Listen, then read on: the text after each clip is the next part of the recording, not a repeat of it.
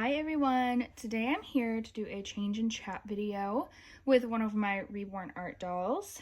And while I change this doll, we are going to be chatting about the Cosmopolitan article that came out recently about the Reborn doll community. I have a lot of thoughts to share on it, and I probably won't even share all of my thoughts because if I did, this video would be so long. But I actually was offered an interview for this article, and so I wanted to talk a little bit about that as well because I did end up declining, and I just wanted to share my experience with all that. Let me introduce you all to the Reborn art doll I'm going to be changing today.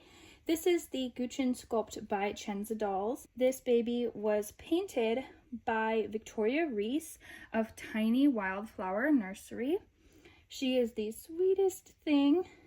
Something that is special about this Reborn doll sculpt is that it has 1/4 arms. So it is cloth all the way up to here, which means that she is very cuddly and very easy to pose, but there is one downside, and that is the dressing options. So I have to get a little bit creative with dressing her for summer especially. We are going to dress her in a summer outfit today. She'll probably stay in it for quite some time. She's just been relaxing in this white shirt for I don't know how long now. I haven't really dressed her in a full outfit in months. It's been like 3 or 4 months. I don't even know. It's been a long time. Anyway, so we're going to put her in this really cute summer romper by Old Navy. I'm going to pair that with this bow, and underneath I'm going to put a long-sleeved white onesie to hide those 1/4 arms. I thought that it wouldn't look too bad with this romper because this romper has no detailing on the shoulders or anything, like some sleeveless rompers have like the little ruffles. With the onesie underneath those, it looks kind of odd, but there's nothing special about the top of this romper, so I thought it would look okay, but we will see. We will find out together if this works or not. All right, let's just get right into the topic. So I was offered an interview by the person who is writing the Cosmopolitan article about Reborn dolls. I believe this was back in April. I have had a whirlwind of this whole past 6 months, so this year has just been crazy for me. But when I was approached for the interview, I was told that it was going to be about how Reborn dolls are appealing to a younger audience of women, meaning women 18 to like their 30s. That's what I was told at first. So I thought about it for a little while, and then I asked if she had a list of questions prepared, because if I chose to take the interview, which I was hesitant about in the first place, I wanted to know what I was going to be asked so I could have my answers prepared. This is just, it would just be easier for me. This is just how my brain works. I like to be prepared for things like that. But she did not have a list of questions for me. And what she told me was that she wanted me to comment on what I say to people who tell me that I shouldn't be collecting dolls anymore since I have children. For those of you who may be new here, my husband and I have 3 children, and they are very young children. But of course, I still collect my dolls, and that's my hobby. This is what I do in my free time. A lot of times my videos for my channel are filmed really late at night after I've gotten the children to bed, or they are filmed on Sundays when my husband is helping me a little more with the kids. So, you know, this is something that I really enjoy doing in my free time. And then I also do schedule out times to film when I can. So anyway, all that to say, I have a husband, I have children, I'm very, very, very busy. As soon as she asked me that was all she wanted to ask me, I was like, yeah, I'm gonna politely decline. I thanked her for the opportunity, but I politely declined because I thought this is probably going to be a drama spin. And sure enough, the article is an entire article of just drama. It's just drama. So basically, what it looks like she did, she went around, found people in the doll community. It seems like she was looking for younger women. I myself am in my mid-20s. And she found people with opposing viewpoints about certain things within the community that do cause drama, and then she wrote about that. She just scraped the surface a little bit with each big controversy in the doll community, such as, I probably won't remember them all, but the use of formula with our dolls, like in our doll videos, the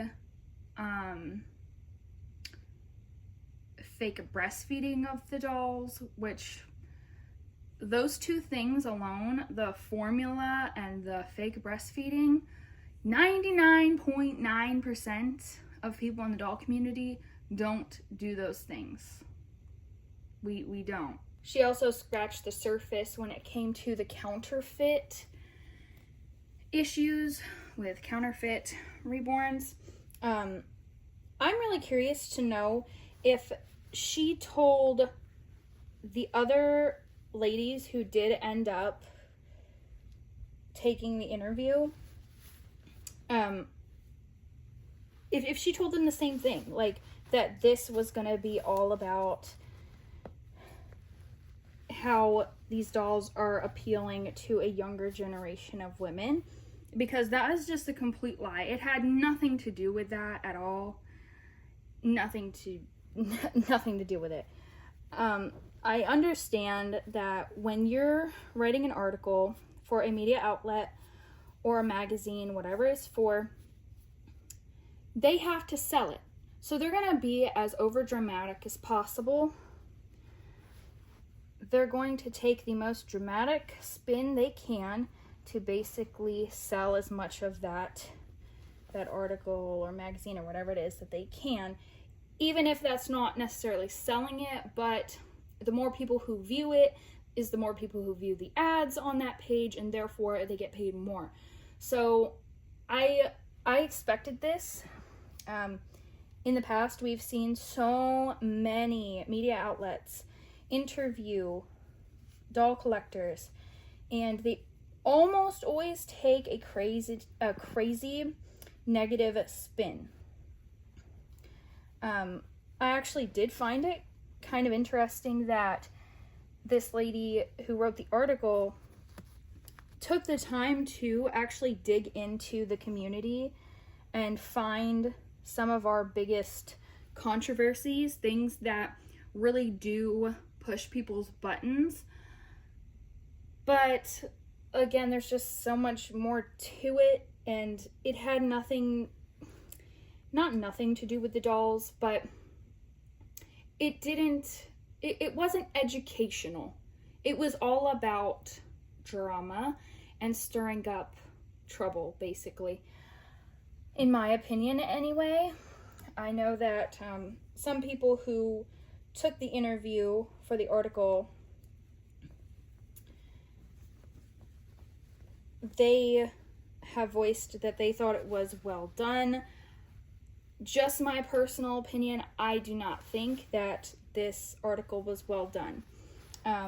Now, I did see some positivity come out of this article being released, though. There is a YouTuber much bigger than me, not Reborn Doll related. I guess he's kind of like a commentary channel, is what I gathered from when he reacted to this article. He was actually pretty fair and not judgmental. I thought that it was a very well done video, which if I remember to, I will put that in the description of this video so you can find it and watch it yourself. But even his commenters were fair and nice. And most of what I saw were people commenting that they thought that the doll hobby was perfectly fine as long as collectors aren't buying real baby formula for their dolls. So where I stand on the formula issue, by the way, for those who may want to know, I would never waste baby formula on my dolls. This is really cute on her. Actually, this was a really good idea. Doesn't it look super sweet? Let me know in the comments what you think of this outfit. You do have to get pretty creative with these 1/4 arms. But I never waste formula on my dolls. If you see me using formula in my videos, it's old and expired. I have been using the same can of formula for my doll videos for years now, and it is gross. The bottom of the can is rusty from water damage. It expired in November of 2020, so it is in no way good for a real baby to eat.